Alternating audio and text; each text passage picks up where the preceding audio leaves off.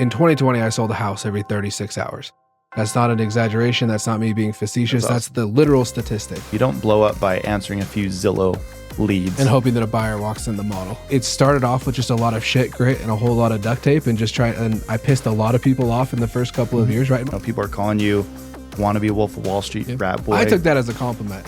If you want to talk about an environment where people are coming in and producing at a really high level and selling a shiz ton of product, that is where we're at. All right, guys, welcome back to the podcast. I'm super excited. I've got my good friend Boo Maddox here. Boo, we've been buddies and, been hanging out since what, 20? Probably 10 years. It was like right as I got started in the industry. When did you get back from your Mormon mission? 10 years ago. Yeah, that's right when it was. In April. It's been 10 years. 2014. Yeah, so now you're the Wannabe Wolf of Wall Street. Frat boy, Wall Street. Daddy's paying for your business, right? Yeah, still is. Yeah, still is. Love it. You're at the Perry Group, which is the worst team in Utah. No. Wow. A lot of people talking shit about you guys, and I think you guys are doing really cool stuff. That's why I have you in here. I appreciate that. But it's some funny, whenever you're doing big things, you're getting a lot of hate. Yeah. That means you're doing something right. Yeah. The word they use is disruptive. You're disrupting the industry. Yeah. There's a lot of old school brokers really unhappy about losing agents to you guys and listings and deals. And I think it's funny. I have always heard, different rumors about different people, but you guys are getting a lot of hate. So I love it. Love what you guys are doing. Me too. And tell me a little bit more. What other hate? What else are you getting called? And what else are you hearing from these competing brokers that are losing agents to you? That's a lot of it. Anytime somebody has to resort to like personal attacks like that, instead of attacks on the business, I feel really confident in what we're doing. And I think if I came in and we were trying to do what we were trying to do and everything that they had to say was just polite, I don't think that it would be accomplishing the goals that us at the Perry Group have, and me specifically. Right, like this is something that was a very deliberate decision to go and do. Mm-hmm. It wasn't by accident; it just fall into it. Like this is, if I was going to leave where I chose to leave, it was going to be to go and do something bigger. And I think for me, where this is the first thing that I've ever done that I would say is like a legacy project for me. It's awesome, right? This is something that means more than the money. It means more than the amount of houses that we can sell. Like this is something that is impactful to me on a more personal level, and so I could see why it would be disruptive. Yeah. Really disruptive and really fun to watch too. I mean, we don't hang out a lot, but we follow each other and it's fun to see you. It's been fun seeing you from 10 years ago, little kind of green return missionary jumping in as a lender into the industry. Yeah. To now having made 7 figures, top agent at Edge Homes, which your dad gave you all those sales, right? Just like he continues to do. He made everyone sign with you. That's why you use me. That's why everybody uses me, right? I love it. Yeah, that's silly. Well, actually, one funny dot I kind of connected is I'm partially responsible for you getting with the Perry Group. Because didn't Spencer Williams introduce you to the Perry Group? Yeah. And I introduced you to Spencer Williams. That's awesome. Yeah, that's how I made the connection. 2019 is when I met Michael and some of the people on his team for the first time. And I was like, okay, there's something cool here. So we worked together for 3 years, mm-hmm. where I represented the seller, they represented the buyer on a whole bunch of transactions. And it was really cool for me because I got to see them go. When I met them, there were 6 dudes. They probably fit the frat boy vibe that everybody wants to put on us. They fit the frat boy label really well at that point. It's kind of a similar transformation I saw Edge go to or go through, which was it's a family office. It's a couple of guys that know each other really well that want to start something, family-owned company to all of a sudden, this is a company. And I would say that it's been cool to see and be a part of that over the last couple of months.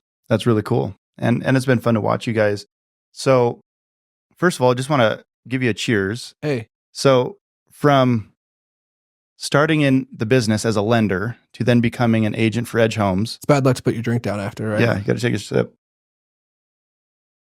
To making your first 7 figures, to then leaving your dad's company. Getting fired. Yeah. Getting fired.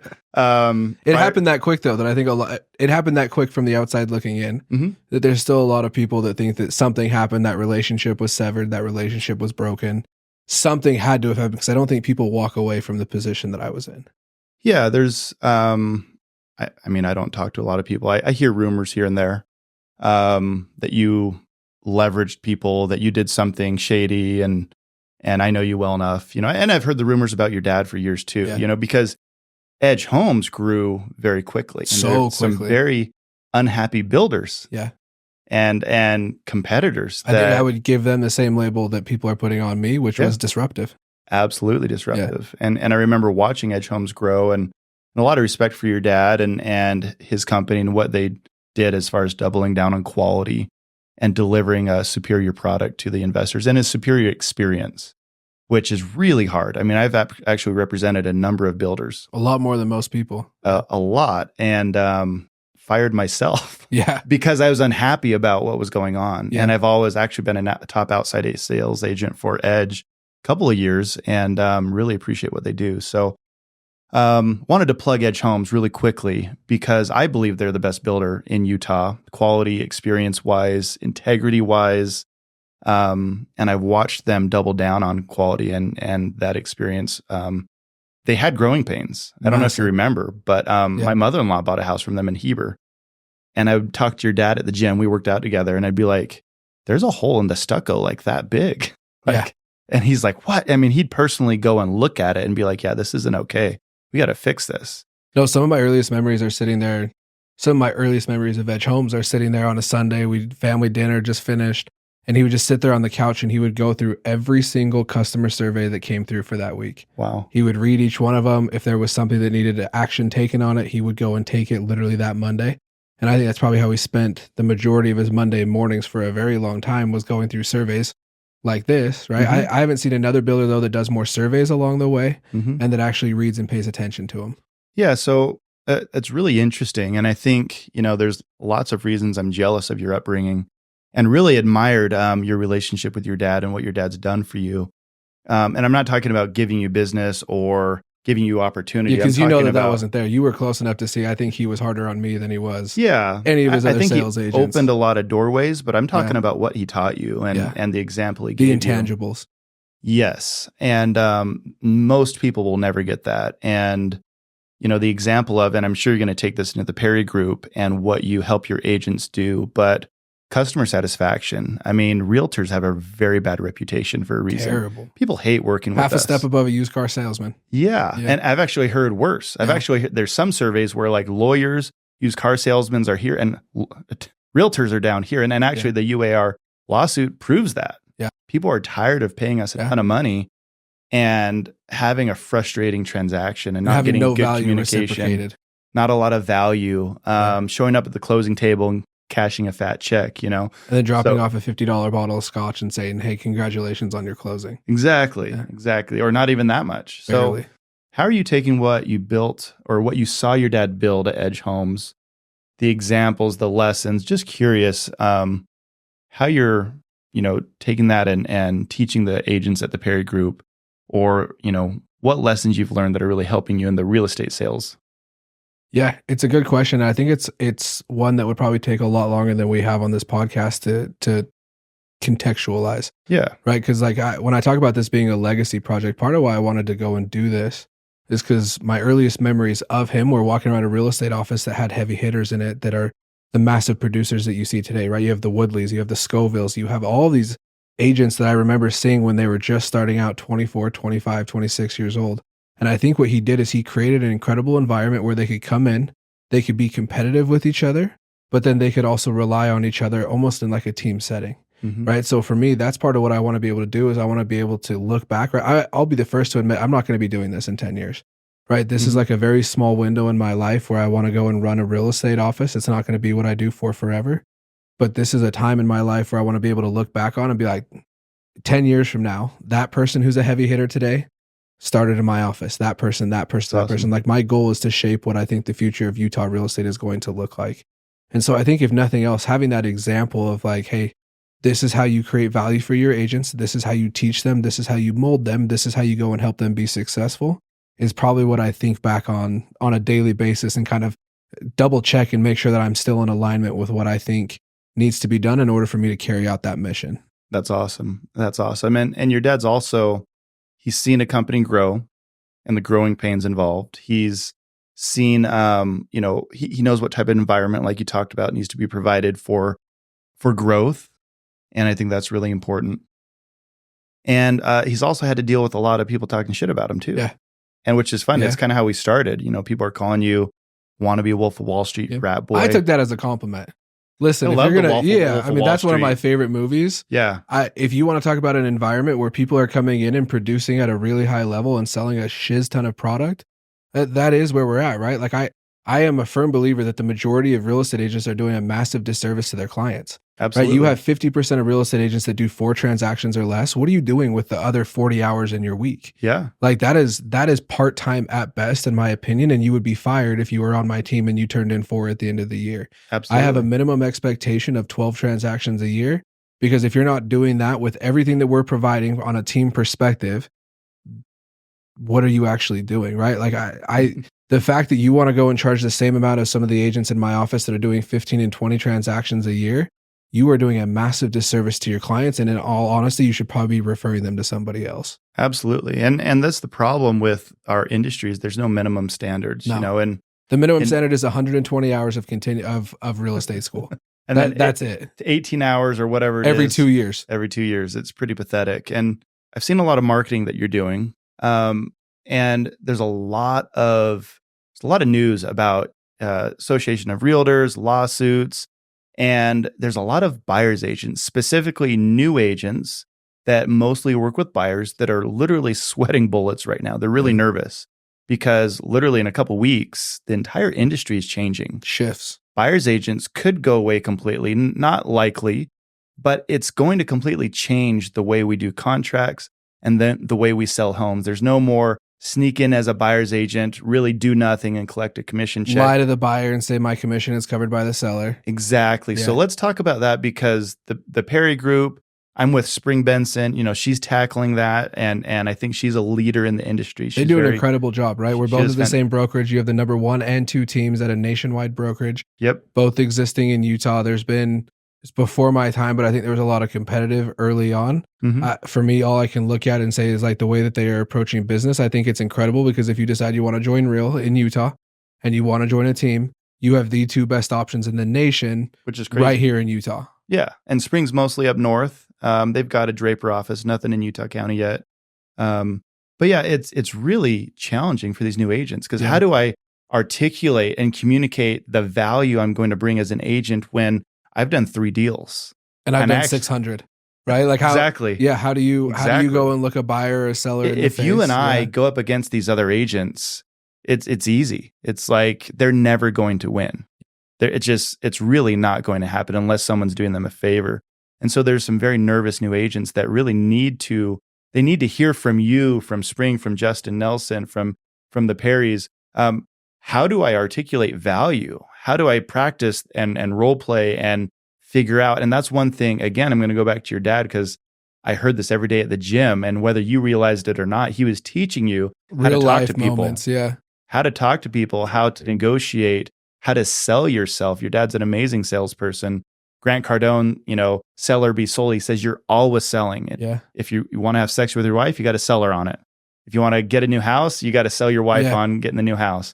If you want to sign a buyer, you got to sell this buyer on you representing them. So tell me a little bit about that, because I think, again, there's some really nervous, upset agents that don't have answers right now. Yeah. I think first you should make a decision. I think that decision is going to come down to one of 2 things. I think what we're going to see impacted from this lawsuit the most is you're going to see a whole bunch of the middle tier worth of real estate agents get compressed. They're going to be pushed out of the industry. They're going to be forced to go and flip burgers at Burger King or something. Mm-hmm. And I think what you're going to see exist is the bargain option. The discount model, I think, is always going to be there. Or you're going to have just people becoming mega producers and mega players. So make your choice right now and figure out what value you're going to present to people. If your value is a discounted service, steer into that and understand that you are going to have to approach this from a volume game. You're going to have to do 90 to 100 transactions a year at 1% in order to make the same amount. Imagine doing that as a buyer's agent. It sounds exhausting. OnlyFans sounds way better. It sounds impossible, if I'm being honest, right? Like I think the systems and stuff that you would have to have in place are so expensive. I think that's why you see places like Homey that are going out of business and laying people off. I love that, by the way. Yeah. I love that. I think they were a huge disservice to the business, to the industry. And so you're going to have to either be the discount service, and that's going to have to be your value add, or you're going to have to figure out how to leverage yourself more. I think we are going to see a rise in teams. Like my personal opinion, right? There's no facts or figures or anything behind this. My personal opinion, though, is today, and especially a month from now, you will make more on a team than you will as a solo agent going forward. Right. I have made high six, low seven figures from selling within a team. So you can't tell me that it can't be done. I've made 7 figures in a year and not making 3% on a single transaction after splits. Right. Like it can absolutely, it is a lot of deals, but I think that that's what is going to have to change. You're going to have to start hitting that's what I think we're prepping for. That's part of why I have a minimum of 12 transactions a year in order to stay in my office. Because what that does is it pushes the middle tier up to about 20 or 30 transactions a year, and it puts my top producers north of 40 transactions a year. Love that. And that's where I think you're going to have to be in order to succeed going forward. Because the value add in the past was my service is free to you. That has never been true, but even more so now. That wasn't even good to begin with. It wasn't even true to begin with, but that's what a lot of buyer's agents, right? That's why you would hear so many buyer's agents saying, oh, this year I'm going to focus on trying to become a listing agent. Good luck. If your value add to a listing agent or to a potential seller is that my services are free, you're losing that every single time. Terrible. Well, and props to your wifey. I actually saw a really great post of hers just a couple days ago. She was walking a buyer through a house that had multiple offers already. And she took the contract with her and she highlighted, okay, here's some ways that we can probably make her offer more competitive. And I love that. That's adding value. And here's why, being the discount agent, I freaking hate discount agents. They're pathetic.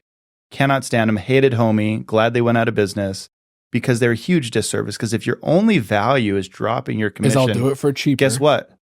I can do that too. Courtney can do that too. You can do that too. But you also add really good value, and you add systems and a knowledgeable, good agent who responds to their cell phone. Anybody can drop their commission. Have you ever been sued before? No. You ever had to hire an attorney for anything? I have sued. I'm suing 2 people right now for theft. That's on the multifamily side. So was the attorney that you hired, was his main pitch to you that he'll do it for cheaper? We hired the best. And I think that goes to show that in something that is as serious as purchasing a house, people are okay paying for value if that value is first there and can second be clearly articulated by the agent. That's what we're stressing more than anything. At the end of this week, starting tomorrow, we are going into heavy levels of testing for all of our agents, right? We are going to run them through a 10-minute stress test and saying, okay, tell me why I should hire you and not this guy. This dude offered to drop his commission. Or is that something that you're willing to do? And if you don't pass with flying colors, we're pausing you on all lead sources until you can go and pass. I love that. Like it's that important. It's that serious to us. My favorite response to will you drop your commission, Mike Ferry came up with this one. And I did it for years. I practiced and role played every single day for 7 years, bought in hard to the Mike Ferry system. And I think my first 6 years in the business, I did probably 1 buyer a year. Yeah. So 30, 40 listings a year. Didn't love buyers because I didn't want to be a tour guide. I wanted to list a home, do a really good job marketing it. Anyways, my favorite answer to that question was no. Do you have any other questions? Will you drive your commission? That's a fantastic response. No. Do you have any other questions? Great. Sign the contract, please. Put me to work. Yeah. And it's like, well, geez, if you have those type of sales skills, anyways, there's lots of good answers there, but I really like what you guys are doing, grilling your agents and providing them with a set of tools to go out and compete. Because again, anybody can drop their commission. Hate discount agents. They're a huge disservice to the industry. And I really hope that either those agents that only have the discount option or only offer that to their clients, either A, get out of the business and do something they can excel at otherwise, or join a team like Springs, like your guys' team, and get the skills to go compete and go offer value. And that's been the biggest thing that I've really learned in the last, I think, 5 years is provide massive value for people. As a new agent. And then people won't even ask. No, as a new agent, I just, I was turning and burning. And I think I did a good job most of the time. Now I'm much more concerned with, and again, back to Edge Homes and the experience that I love taking buyers to Edge Homes because I know every step of the way, it's going to be a good experience for my buyers. Now I'm kind of doing the same thing. I try to provide a really good system, a really good experience. Every week they get contacted. Do you remember as my lender, what I made you do 3 times a week? Reach out and send people updates. Yeah. How annoying was that? Very. But it freaking worked. But it taught the skill set. Yeah. It freaking worked. Guess what? Did you ever have people pissed that you contacted? them too much? No one ever gets grumpy at that. No. No one ever is mad about being kept in the loop more. That one system changed me and a few of my agents' businesses forever, because people knew that we were going to reach out to them Monday, Wednesday, Friday.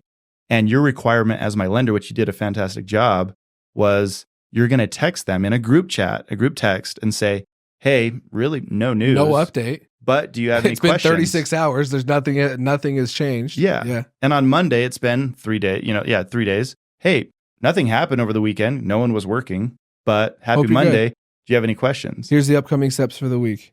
Here's what we're going to try to accomplish this week. Yeah. And things like that those are really little things that have completely changed in my business and changed the way my clients have a transaction with me and go through the transaction and the sales process with me. Anything else? I think that's the shift that we're going to see. Is I think for the past that we have all felt like salespeople. Mm-hmm. And I think that it's going to shift. And on the lead generation side, it's going to be an entertainment business, right? Who can entertain, who can get more eyeballs, who can get more people paying attention to them. But then once people are officially clients, whatever point you want to say that is, this becomes a game of being a concierge, right? It is not your job, right? I give the analogy to people all the time. Imagine you're at a fancy restaurant. You don't know what 3/4 of the menu says. And the waiter comes up and says, what do you want? And you say, I don't know, right?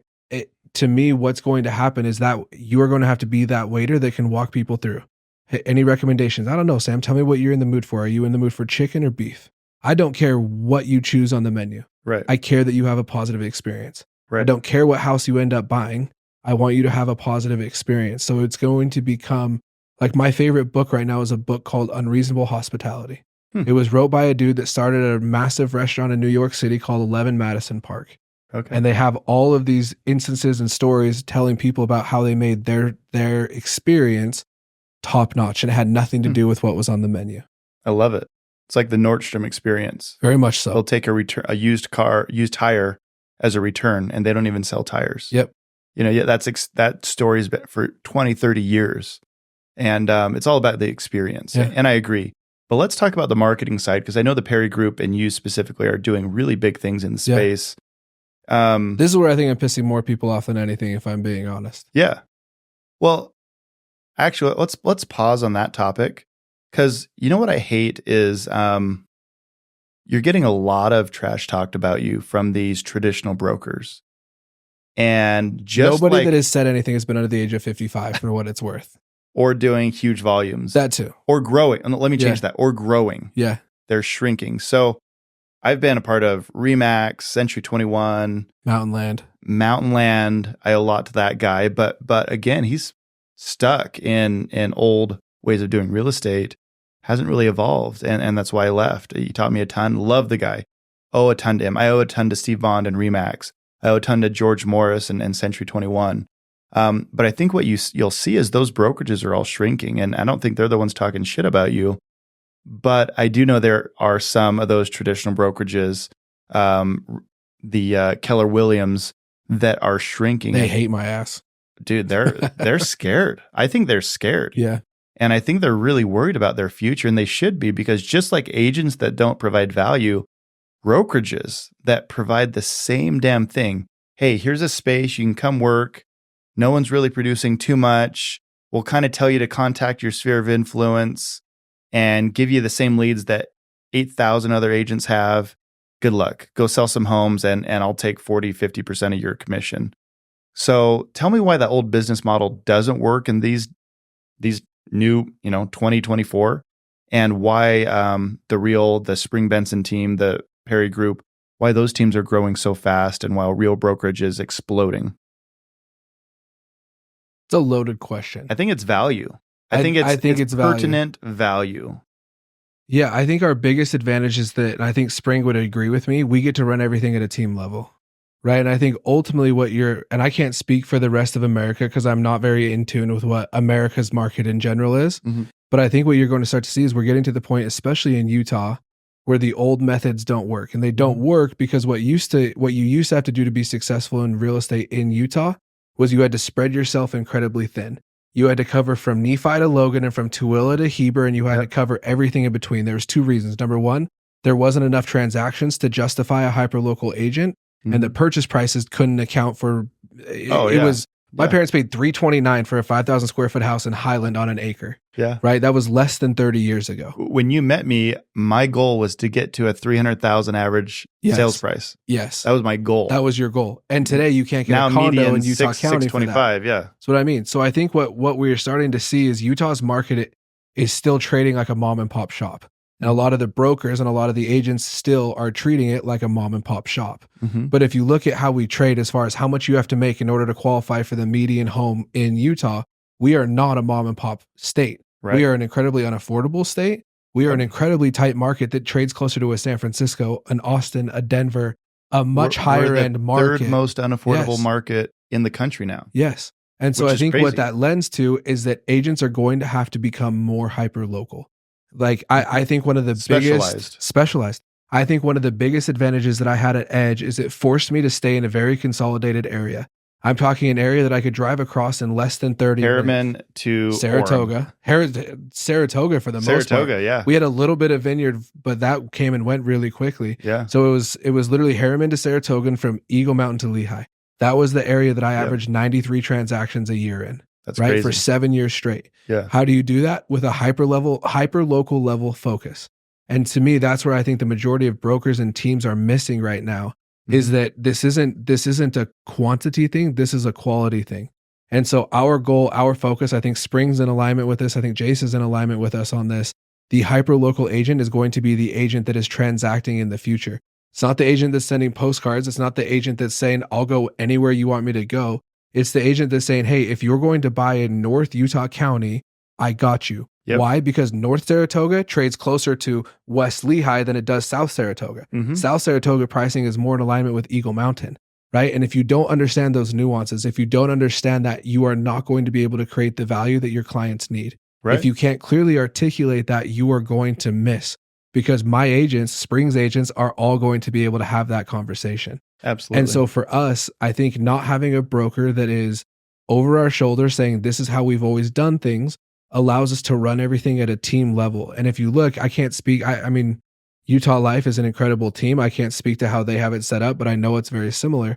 Everybody that is in a quote unquote management or leadership position at the Perry Group are still actively and massively producing at a very high level. I think that's great. So what that leads to is when we say, hey, this is what we need in order to transact in that market, it carries down and it trickles down to our team because they're all in the exact same market that we are trying to transact in. Well, and anytime I've ever hired a coach or joined a team, brokerage, my number one question is there somebody there that's doing more than I am or has done what I want to do? So recently too, not 25 or 30 years ago. Yeah. And consistently. And so you've made $1 million a year. I've made $1 million a year, done it a couple times.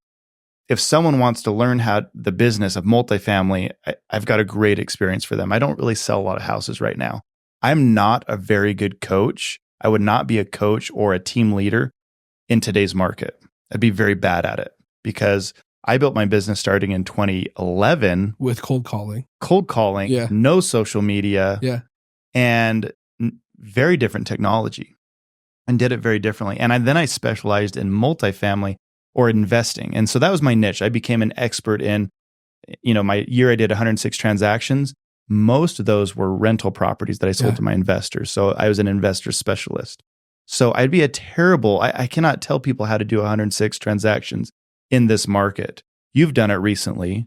Jace is doing a lot of business. Spring has done a ton of business, and they have their, Justin Nelson, they have their eye on this market, the Perry Group. And so that's really important for anybody looking to join a team. And that's kind of one of my next questions is, why would someone choose the Perry Group over Springs Group or over Mountain Land Realty or Century 21, the Red Sign team? Going to ruffle some feathers here. Keller Williams. I think it's because you guys understand social media. I think it's because you guys have massive producers. And I would want to be around massive producers, but what is your take on that? If you believe that there's a different way, a better way of marketing to your consumers and your SOI, I agree with you. Come and interview, right? If you think that agents should be producing at a higher level, I agree with you. You should come and interview. If you think that agents should be netting more and taking home more at the end of the day, I agree with you. come and interview, Mhm. right? If you think that there's a different way to approach social media rather than just your broker standing up once a week and saying, you need to do this, you need to do this, you need to do this, I agree with you. Come over and let me show you how we're implementing.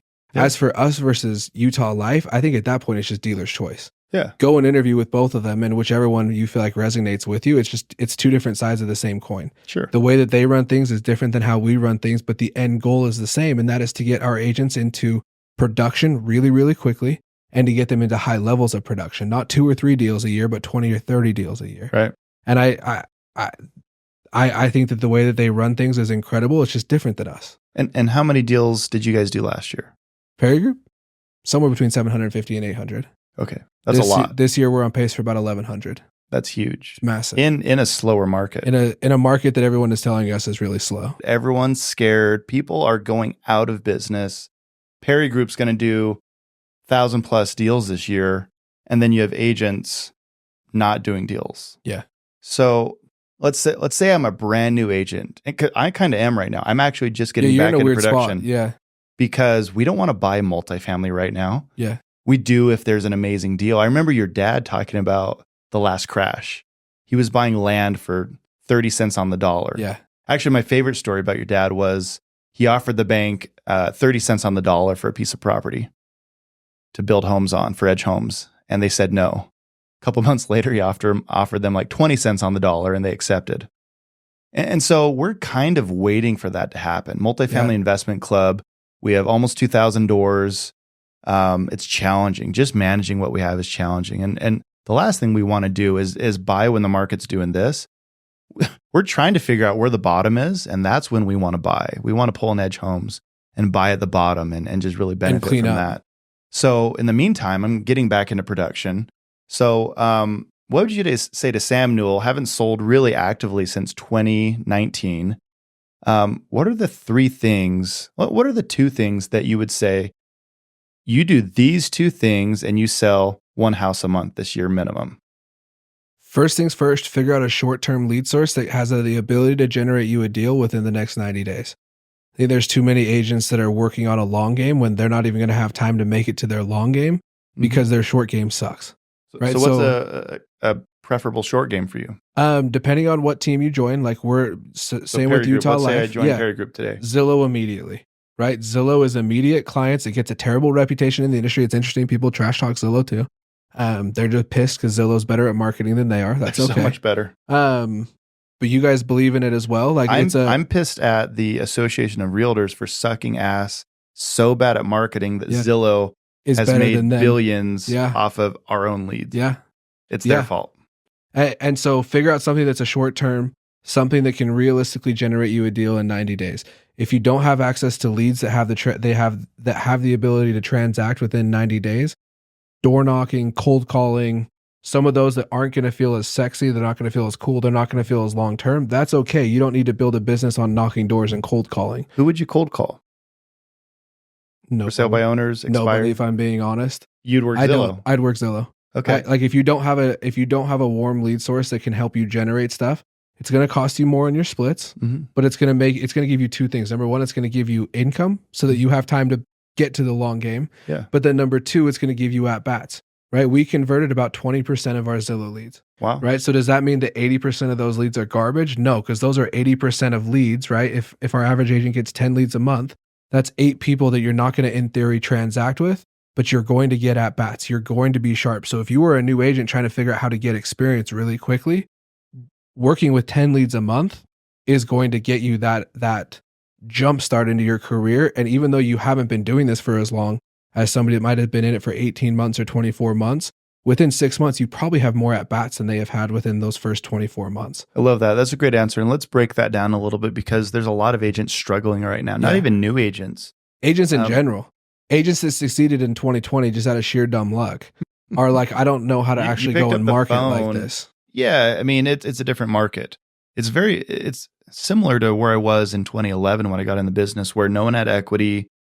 A lot of people wanted to transact. Interest rates weren't getting anybody off the porch. Yeah, it was rough. It was rough. And so the way I did it was cold calling. I cold called FSBOs, expireds every day, 30 to 40 people. I just had Jimmy Rex on the show, and he said, I would only do one thing. I'd call 30 people a day. Yeah. And that can be Zillow leads. Yeah. You can call 20, 30 Zillow leads. You guys have 80% that haven't transacted yet. We have a database of 5,000 people. You got 5,000 people that are interested in buying a house. So Jimmy Rex said, call 30 people a day and be obsessed with it every single day. And I agree. And so it sounds like if you can join a team, like you're saying, like Perry Group, Spring Benson's team, I agree. Their number one thing is Zillow. Yeah. And there's something to be said for a warm lead that wants to transact. Yeah. You know, I built my business cold calling, cold leads. It's brutal business. It's rough. But and I think it's even more brutal now because I think it used to be like there was a lot of secret lists kicking around, and every now and then people would find this little list that just kicked things off. That doesn't exist anymore. There's no secrets in this business. There's no secrets in the industry. And there's also 20,000 agents. Every single list is getting called through 15 different times. It's rough. It's rough. I have deliberately not handed any, like, it's an interesting conversation because I've had a lot of agents be like, hey, can you provide us this list? I'm not going to provide any list just because that's what you're supposed to do in this industry. Yeah. I'm not going to provide you Radix. I'm not going to provide you FSBOs. I'm not going to just say this is the list that you have to call from, because I don't think that it works unless it's your choice and your decision. And if you are going to go and call through those, let's talk about what you can do to reach out that is unique and different that not every person that's calling them is offering them. I used to go knock the doors of every expired that I really wanted that listing and knew I had a good chance of getting that listing, or they were going to relist. I would go knock doors, and I actually had someone list with me. They're like, do you know why we listed with you, Sam? Like, no. They're like, you're fucking annoying. Yeah. Yeah. Squeaky wheel gets the grease. Wow. Yeah. I hit their house like once a week for like a month and a half. They had to sell. They were facing foreclosure. They're in a bad place, had medical debt. And they were like, man, you're the only one that followed up with us. So I would agree with your advice. Get warm leads. Figure out a short-term lead source. The number one lead source is Zillow, like it or not. Yep. It frustrates the hell out of me that they sell us our own leads back to us. Yeah. But like it or not, that's exactly what the two top teams in the country are doing, Zillow. Yeah. And call them. Call 30 a day. Yeah. What else? Like you said, you will generate, what are you doing with your time? We have mandatory office hours, a lot like Utah Life does. Mm-hmm. People are like, what are we doing in here every day? I say, you're prospecting and you're following up. Like, how much time should I spend doing both? I say, well, how many people do you have to follow up with? Nobody. Then 4 hours of prospecting. Yeah. And then eventually that teeter's going to totter just a little bit. Yeah. And you're going to have people that you have to follow up with. It's going to start off at 30 minutes and you're going to go to 30 minutes of follow up, 3.5 hours of prospecting. Yep. You're going to get to the point where you have an hour of follow up. That teeter's just going to keep leveling out. Yep. Right? That's exactly what I did. I had to talk to 40 new people a day, every single day until I was doing 30 plus transactions. And then it was like 15 to 20 new people, 15 to 20 follow-up. And then it shifts to prospecting, and eventually two things are going to happen. Your follow-up is going to get more effective, so you're going to have a higher conversion rate, and your prospecting is going to get more effective, right? So I think that's first. That like the two things that I'm giving advice on. The first, have something that can generate you money within the next 90 days. Second, have a long-term strategy to getting in front of more people. And to us at the Perry Group, that's where everything revolves around developing a personal brand. I love that. And that's the next question I was thinking about is you guys just did a broker open house Thursday. I saw it, wanted to stop by, couldn't, probably stop by tomorrow because I think that's fun. There's a lot of agents that they're secret agents. And I was for years. Talk about a difference in the market. Yeah. I did 67 transactions in 2017 without really any social media. Yeah. Zero outreach, pure cold calling, repeat and referral business. That's crazy to me. Like, I don't know how, I don't want to repeat that. That sounds terrible. Sounds absolutely terrible. And I actually got a funny story that's kind of personal, but, as just a person, I had no idea how to market myself. And actually I'm a pretty big introvert, and just putting myself out there is really uncomfortable. I freaking hate it. I hate marketing myself, but I do it because that gets me clients. It works. It works, and you have to do it. And I've always been jealous of the people that are better at marketing, better at networking, creating friendships, and just putting themselves out there. And I would say the Perry Group is doing the best job that I've seen, other than a few individual agents that also do a really good job as a team marketing. And so, again, I'm this introverted new agent. Tell me how really Perry Group makes a difference for these newer agents that really don't understand what's good marketing, what's relevant marketing, because at the end of the day, you need to be relevant and you need to be on people's mind. If you've read The $1 Million Agent by Gary Keller, you have to be relevant. And the only way to do that is massive amounts of marketing and adding value. I'm going to go back to your wifey's post, which I thought was freaking on point. How do I get my client's offer accepted? She's not even at the Perry Group, by the way. She is now. Oh, she is now? Yeah, she's been there for about 3 weeks. Oh, nice. Okay, she's at the Perry Group now. So really good piece of marketing. Here's the value that I provide, which I thought was really awesome, because everyone does goofy, or like, have you seen those? Just closed. Hold on. Have you seen those TikTok videos of the angry realtors who just go through cussing, bashing, it's like, it's comedy, but for me, it's cringe, because you're marketing, you're trying to get clicks, but are those clicks going to really be your clients? Probably not. Probably not. So I think that's really bad marketing. I think what I would want to do if I was a new agent or someone struggling to figure out what to do is exactly what Courtney did, which was 30 seconds. Here's how I provide value. Proof. That's our big thing, is you show proof. Okay, let's talk about that for a second.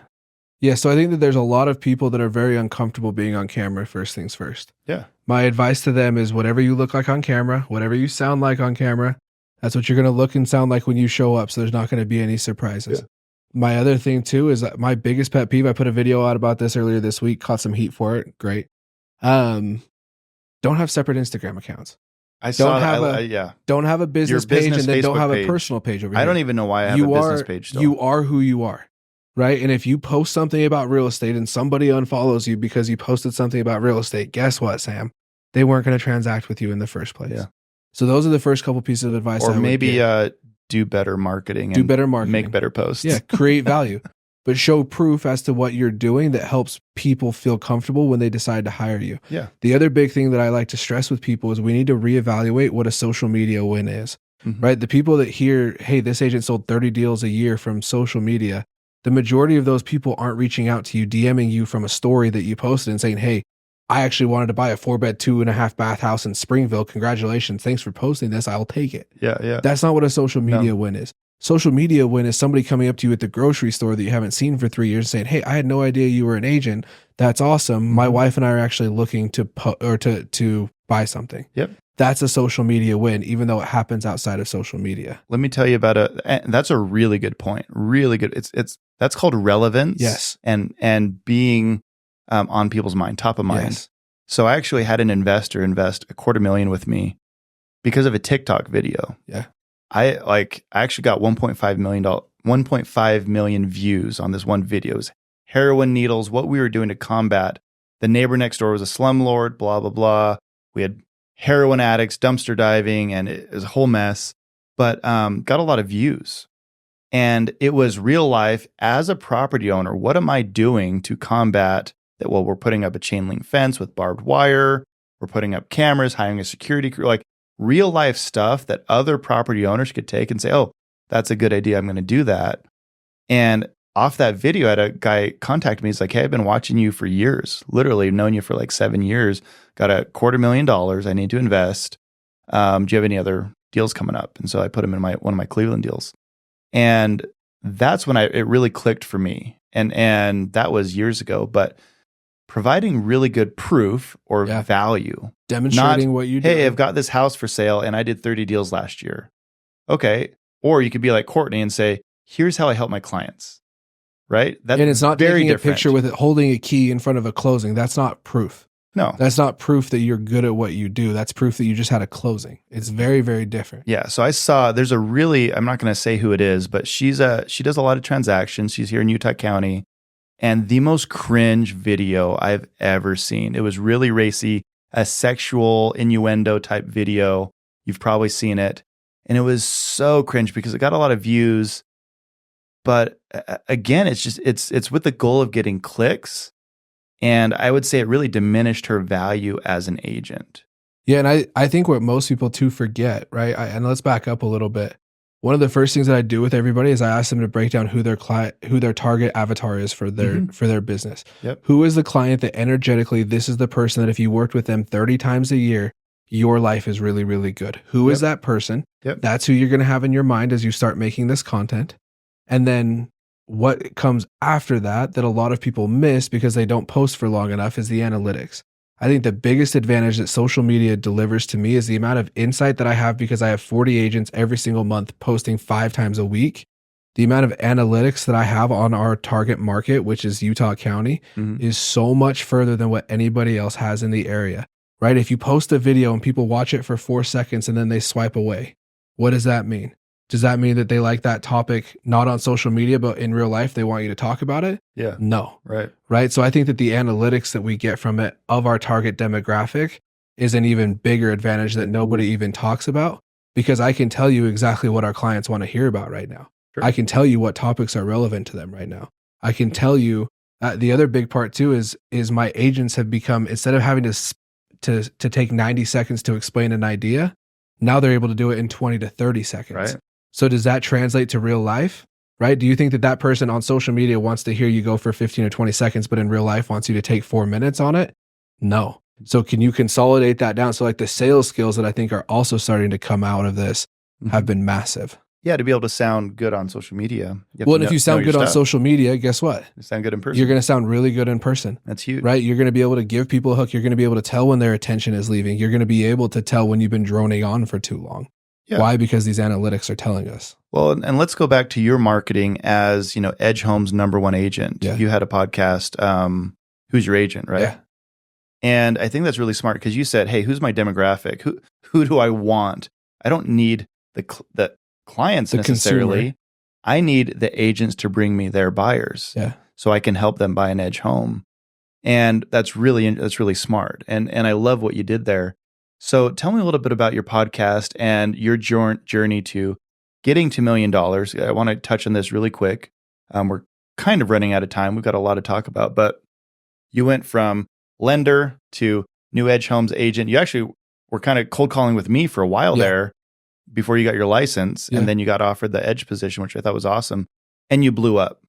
And you don't just blow up by sitting in a model home. You don't blow up by answering a few Zillow leads and hoping that a buyer walks in the model. Yeah, that's just not going to work, So whether you're a model home, representing a builder or a new agent at the Perry Group, you got to do something a little bit outside the box. You got to go find the leads and build a following. So tell me how you built your following and that journey to hitting $1 million a year in income.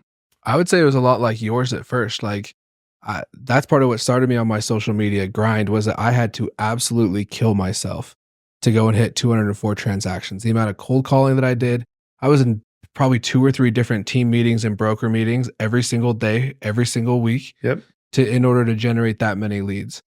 What finally got me onto the social media grind, when I was like, there has to be a way to shortcut this upfront process. Yeah. There has to be a way to shortcut me taking 6 months to market somebody in order for them to send me a transaction. Build the relationship faster. And what I realized is that I needed something that all of my clients, all of my prospective clients would say yes to. Every agent wants to come on a podcast and talk about how great they are. Yeah. Nobody told me no. Didn't matter if they sold 100 houses last year, if they sold 5 houses last year. Every single person wanted to. And then what would happen is, in the course of 45 minutes, these agents would come in and they would give me the blueprint for how I needed to market them and how I needed to support their business. Yep. So it started off with just a lot of shit grit and a whole lot of duct tape and and I pissed a lot of people off in the first couple of years, right? In my first 6 months, I sold 58 houses. That's awesome. At Edge. I was your #1 referring agent the first year, right? 20 transactions. It was a great year. Still remember it. But that's how it's going to start off. And I think that's what I'm trying to avoid for all of my agents. Like, there's a more efficient way to do this. Yeah. Figure out who you want to work with, learn the transactions, learn how to actually sell, and then let's go and get it. So that's provide value. You provided massive value for these agents. I mean, if you have a podcast and all of a sudden you have an agent on there who's either already crushing it or wants to crush it, and you give them the opportunity to get out there and expand their social media. Well, I think that's the last. Yeah, I was going to say, I think that's the last thing I would say about social media is that Gary Vee talks about it. You don't need to be creating content. You need to be documenting content. So I am a massive stressor that we don't just go out of our way to go and create random bullshit content that has no relevance. All of the content that we are creating as a team, I think it's massively impactful, because before we even push post, we are already better for having created the content. We're better for learning what we learned. We're better for being able to clearly articulate what a 2-1 buy down is in 30 seconds or less in an entertaining way that doesn't make people swipe away within 3 seconds. I love it. Right? Like there is a massive amount of value in just doing. Your business should already have those places where you're documenting the content creation. Like Courtney didn't just go and do all that stuff that we've talked about earlier just for the sake of putting it on social media. Right. She documented what she was already doing. I love it. I love it. Let's talk more about you and Courtney. So you guys have 4 kids. 4 kids. You guys make fantastic money. Yeah. And actually read it was a post from a PhD in psychology talking about the cortisol levels that specifically stay-at-home moms have and the ability to de-stress and get back to not to zero, but closer to zero from a stressful day is way more likely, way more possible if they get outside of the home and have other types of conversations, other types of responsibilities and tasks throughout the day, other than being a stay-at-home mom. Yeah. And so I'm talking about the science of how do we have a very happy, productive marriage, family, something Betty, Joe, and I are working on. We have 6 kids together. It's a lot of freaking work. Neither one of us work out of the home. And neither one of us have the sole stay-at-home responsibilities, but there's still a lot that goes on. So we just played the game, the fair play card game, which I know you and Courtney said you just played. But you mentioned something earlier that was really interesting. You cook dinner 6 days a week now. Yeah. That's awesome. Yeah. Tell me about that, because Courtney's a big producer now. Yeah. But you guys have 4 kids. Yeah. And Utah County, Mormonville, nothing wrong with it, but tradition has been, no, the wife needs to be at home 24/7, cooking, cleaning, taking care of kids. And I would argue that is not the recipe for a happy home. No, so it all started, I don't remember what year we hired our first nanny, but it was at the point where I mean, in 2020, I sold a house every 36 hours. That's not an exaggeration. That's not me being facetious. That's the literal statistic. That's awesome. And so in order to do that, repeat that really quick. A house every 36 hours. I put a house under contract every 36 hours for a year straight. I love that. In order to do that, the only thing that I paid attention to for a whole year straight was that every 36 hours I was putting another home under contract. And so it was probably about halfway through that year where Courtney came to me and she goes, hey, I know I'm full-time stay at home, but I think I want to hire a nanny just for like an hour or 2 a day. At that point, I was making enough money. I didn't care. Great. Whatever I needed to do to keep this thing going, let's go. Yeah. And I remember the very first time that she called me when we had the nanny come and stay with the kids for a little while. She was laughing and crying kind of at the same time. And I'm like, I don't know what she's doing. Like in my mind, she was doing something that was crazy fun, exciting, something like that. And she goes, I'm at Costco right now buying all of our groceries for the week. And I'm like, okay.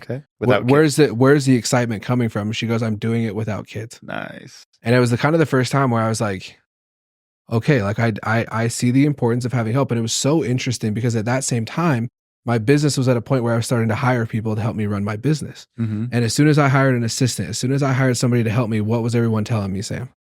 Congratulations, you're killing it, you're crushing it. Yeah. The second that my wife wanted somebody to come and work with her for a couple of hours to help take care of the family, what was everybody saying? Oh, she can't handle it. Why can't she handle it? Like she's a full-time stay-at-home mom. Like, and I was like, all of a sudden I was like, hey, this is kind of backwards. So that started off, and all of a sudden it got to the point where then we started doing some of the marketing company stuff that we had. She helped with that, and she kind of it was interesting to watch her start to just thrive more and more, which at the time, being very active in the church felt so counterintuitive because that's not what we had been taught. Again, a lot of hate from people that are either jealous or just don't understand where you're at in life. And so we did that for a little while where she was kind of part-time, kind of doing her thing. And then she got to the point where she's like, you know what? I want to get my license and I want to come and be your assistant. And I looked at her and I said, sweetheart, with all due respect, I know all of these dumbass real estate agents out here. You are better than the majority of them. You need to go full time. Nice. And in her first year, I think she sold right around 12 houses, probably right at like $7.5, $8 million in her first year. She has $4 million pending that's going to close in the next 60 days, and she is absolutely thriving. That's awesome. And it has been really, really fun because for a long time, I put everything in my life on the back burner, and she was cool enough to let me do that. Yeah. Now it's really fun where I feel like my schedule is a little bit different. I'm not taking the late night meetings. I'm not taking the early morning meetings. My life is a lot more structured and systematic than it used to be. So what that lends itself to is I can go home most days around 4 or 5 o'clock now. She's going to have showings late into the evening, right? She was showing freaking $13 million houses in Hobble Creek Canyon all day Friday. Nice. And so what that has allowed me to do is kind of step in and share that load equally. And so we still have a nanny that helps. They come over every day at 7:30. We're able to go to the gym. We're able to do some of that stuff and go and work for the day. And then I'm usually the one that sends her home at the end of the day, and I'm the one that's making dinner. But the amount of collaboration that I think is taking place is something that didn't exist 3 years ago. That's awesome. And there's nothing that would stop her from being home if the kids do need her. No. And, you know, there's a lot of people, well, I want my wife home with the kids. I want my wife to raise the kids. It's like, okay. I would argue that that's a really bad recipe for a marriage and for a family, to have the wife only doing the child raising. And the problem is there's a lot of people that aren't as blessed, that don't make as much money, that the husband has to be at work 50, 60 hours a week to make ends meet. And the wife has to. And actually in that show, I'd highly recommend you watch it, and our listeners watch it, Fair Play. It's on Amazon and Hulu, I believe. Talks about dual income households, and it's really hard. And it's really hard to make ends meet. Most of America are just trying to make ends meet. And actually they found that there's ways where spouses can share the load, childcare, and people can learn to be flexible. Luckily, a lot of employers are learning to be more flexible. But at the end of the day, it's in your best interest to have your wife not only doing the childcare. Yeah.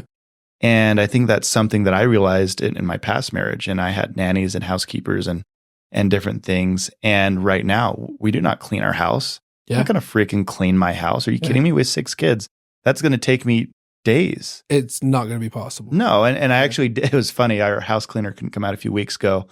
Like 3 hours into it on a Saturday, I was like, what the fuck am I doing? Yeah. This is fucking terrible. Yeah. It's like mopping the floor, just so fucking angry. While stuff's spilling where you just mopped. Yeah, I'm done. Yeah. Like, why am I doing this? I could go sell a house and make $7,000 in the time, get a new client in this time. And so there's working smarter, not harder, but also if you're in a relationship, your spouse, your partner deserves to have adult conversations, but they also deserve to have dreams and goals and excitement about life, other than cleaning up messes, doing the laundry, and doing the grocery shopping. Yeah.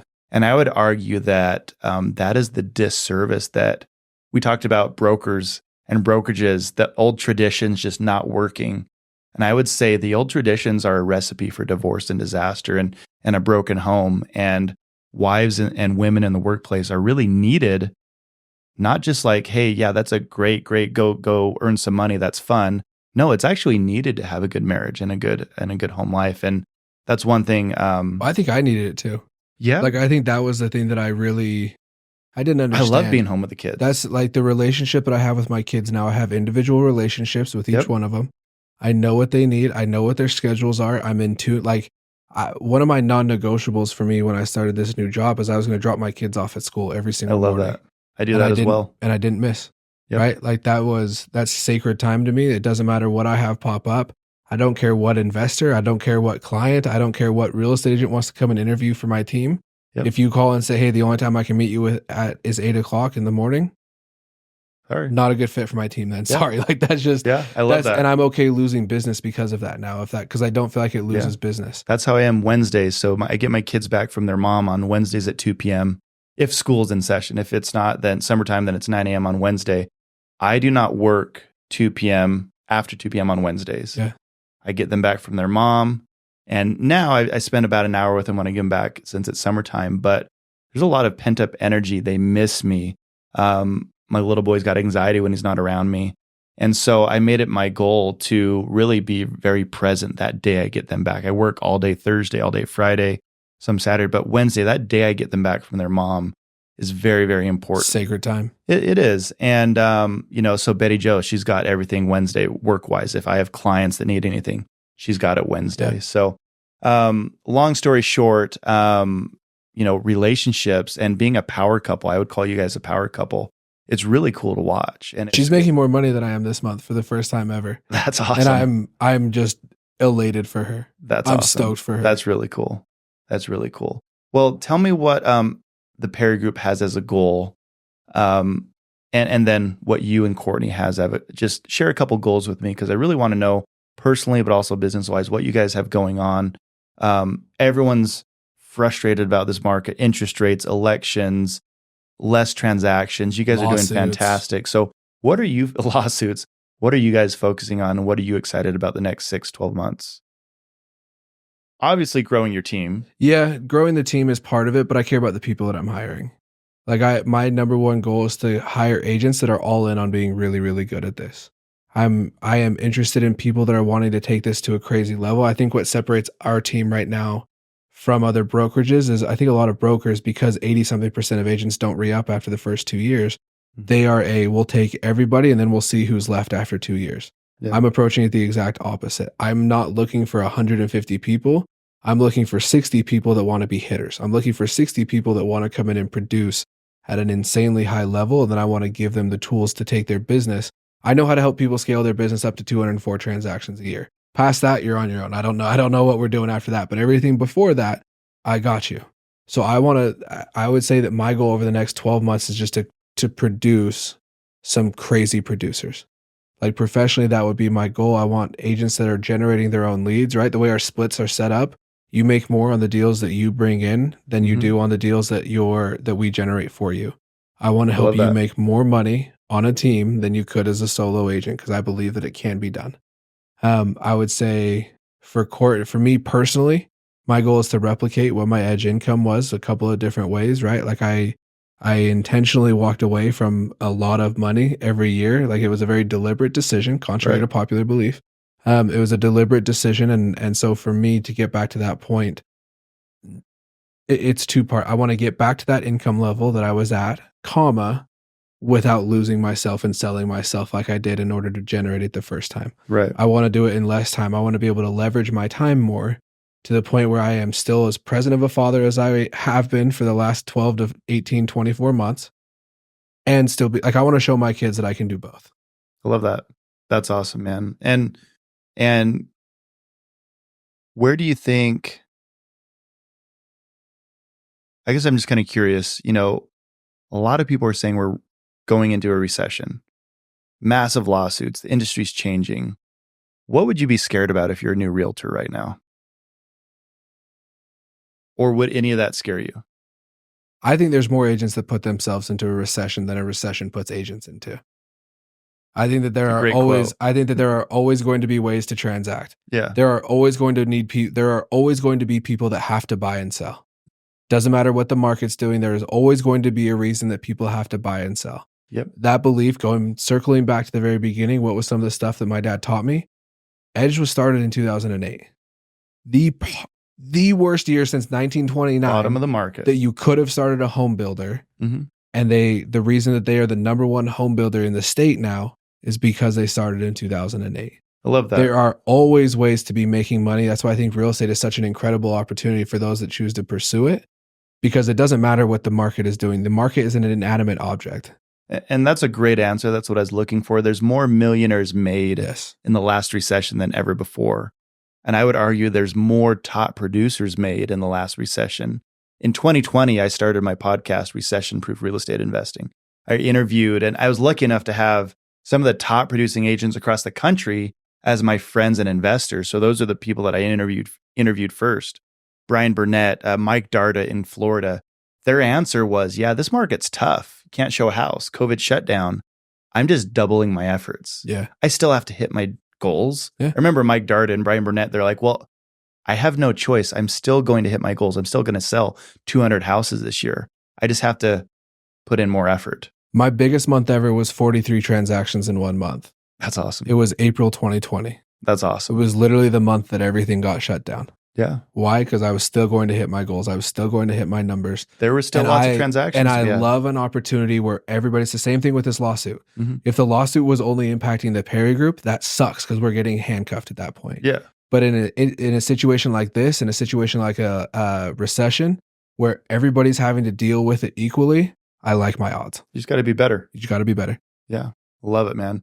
Well, this has been a great podcast, and I really appreciate your time. Really excited to see where you, Perry Group, you and Courtney end up this year. Me too.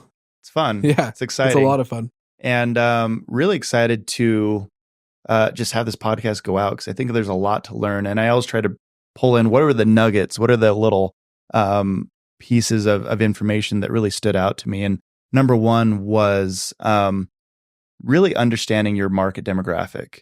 Who is looking at me in social media and what do they want to hear? Yeah. Or as an agent, what information is pertinent to a buyer right now? How am I going to articulate it? What am I saying to these people? If I can pitch it 20 seconds on social media and sound knowledgeable and coherent, then I can do that in person. It's going to carry over. It's going to carry over. And that's really important. And, one thing that I've noticed that you've always done is a ton of marketing, whether it's just you talking about you and your family, talking about tennis shoes, you're out there. And I would say that's what the Perry Group is doing really well right now, is I don't really watch all of your stuff. I don't have time. I don't spend hours on social media, but I hope see that it. I put out enough that, but I see it. I hope I put out enough that everybody can't watch everything that I do. But I see it. Grant Cardone is like, hey, my employees are telling me I'm putting out a little bit too much content. So I told them to double it. Like, screw that. Yeah. I'm going to annoy the hell out of people. But guess what? They're going to remember who I am. And Grant puts out great content. So I'd say you're doing a great job there. And contrary to popular belief, your dad does not fund everything the Perry Group and you are doing. No, he hasn't touched it. So congrats building your own business. I fund him. I'm sending him deals. I was going to say, you made him a lot of money. I'm sending him deals now. You made him a lot of money. This has been great. And so that's one of the nuggets. The other nugget, I think, is what you're actually putting out to your, as far as content goes, providing value. The showing lawsuit's proof. coming. Yeah, showing proof. The lawsuit's here and you guys are going to excel anyways. And I think that attitude, and that's actually, I saw on your social media, probably within the last week, is there's a message that you can send to your clients. There's a message you can send to your agents, which is, hey, this is a tough market. And here's a bunch of reasons why production's down. Or what you did today on the podcast was you can share why you're going to excel and why you're excited about this market. The market isn't going to change. No. Your perception of the market can change, and that will change your production. Yep. And I think that's a really good message. And when I launched my podcast in 2020, that was the number one thing I learned, is the agents that did very well in 2020, their perception was, I don't give a shit what's going on. I'm going to produce no matter what. And here's how I'm going to overcome the challenges, not here's the reason why I'm not producing. And here's the excuse. Yep. No excuses. All right, bro. Love you, man. Appreciate you. Thank you so much. This has been fun. And where can we find you? Social media wise? Instagram, the Boo Maddox.